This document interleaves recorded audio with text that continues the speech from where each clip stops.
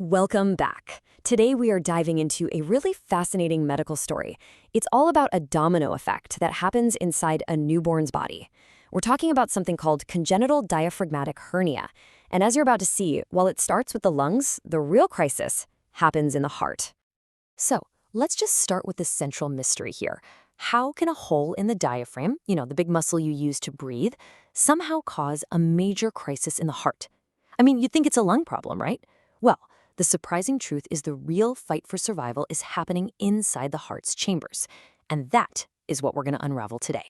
So here's our game plan. We're going to break it all down into 5 parts. First up, we'll see why this is so much more than just a lung problem. Then we'll go back in time to see how the heart is affected before birth, and then what happens right after. We'll also look at the completely different battle happening on the right side of the heart. And finally, we'll put it all together to see how these two struggles lead to 2 very different outcomes. All right, section 1. So how does an issue with the diaphragm spiral into a full-blown heart crisis? Well, it all comes down to this hidden domino effect, where one small problem sets off a whole cascade of others. So what even is congenital diaphragmatic hernia, or CDH for short? Well, basically, it's a birth defect. There's a hole in the diaphragm, and that allows organs from the abdomen, like the stomach or intestines, to push their way up into the chest cavity. This crowds the lungs and stops them from growing properly. That condition is called lung hypoplasia.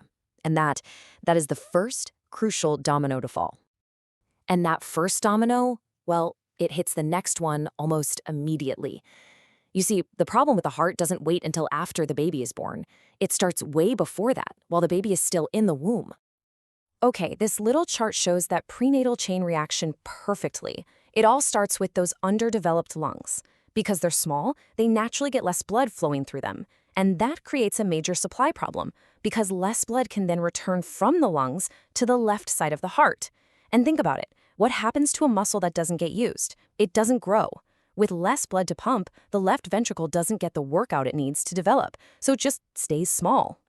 And this condition has a name: left ventricular hypoplasia, or LVH. What this really means is that the heart's main engine, the chamber that's supposed to pump fresh, oxygenated blood to the entire body, is basically built too small from the get-go. It's a fundamental structural problem, and it's all because it was starved of the one thing it needed to grow: blood flow. So, just to recap, the heart is already compromised before birth, but the moment that baby is born and takes its first breath, a brand new and super dangerous crisis kicks off, trapping the heart in a vicious cycle. And the main villain in this postnatal crisis is a condition called persistent pulmonary hypertension, or PPHN. See, in a healthy newborn, the blood pressure in their lungs drops dramatically the second they start breathing air. But for a baby with CDH, that pressure stays dangerously, life-threateningly high. Okay, so here's that vicious cycle I was talking about, and it all happens incredibly fast. Step 1, that super high pressure in the lungs. It just doesn't go away like it's supposed to at birth. It persists. And because of that intense pressure, the body basically panics. It flips back to its old fetal circulation pathways, creating a shunt that pushes blood away from the lungs, desperately trying to find an easier path with less resistance. And here is the final brutal twist. By diverting blood away from the lungs, now even less blood is returning to the left side of the heart.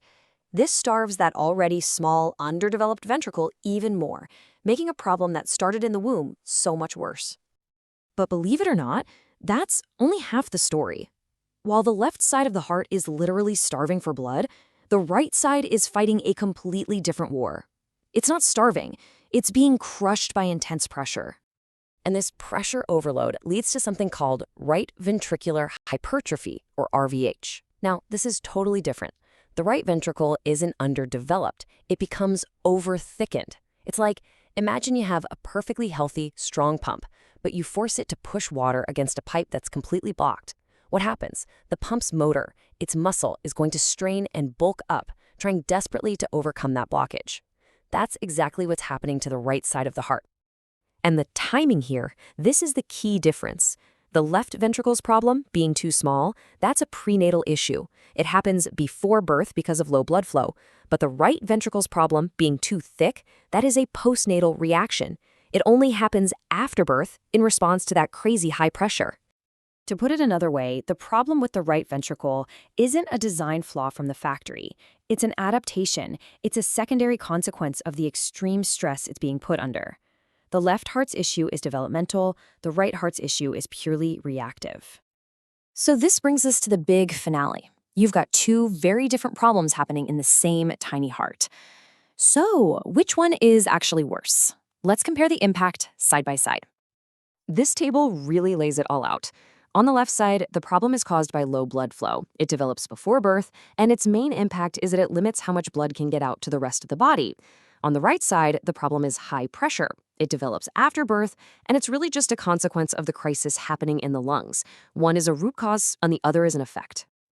So which one is the bigger threat to the baby's survival? Well, the research is crystal clear. The left ventricular hypoplasia is the more clinically significant problem. Why? Because it limits systemic perfusion. That's just a fancy way of saying blood flow to the body's organs, and that leads to haemodynamic instability, which means a dangerously unstable and unpredictable blood pressure. Look, at the end of the day, it all boils down to this one simple fact. A pump that was built too small can't do its job. A weak, underdeveloped left ventricle just can't physically push enough blood out to the brain, to the kidneys, to every other vital organ that needs it. That is the real source of the instability, and it's what makes these cases so incredibly difficult to manage. Which leaves us with this final, really powerful question. When a baby is born into a war on two fronts, one side of its heart starved for blood, the other crushed by pressure, how in the world do we support that tiny heart through a battle that actually began before its very first beat? Answering that, well, that's a profound challenge, right on the cutting edge of what's possible. Thanks for joining me.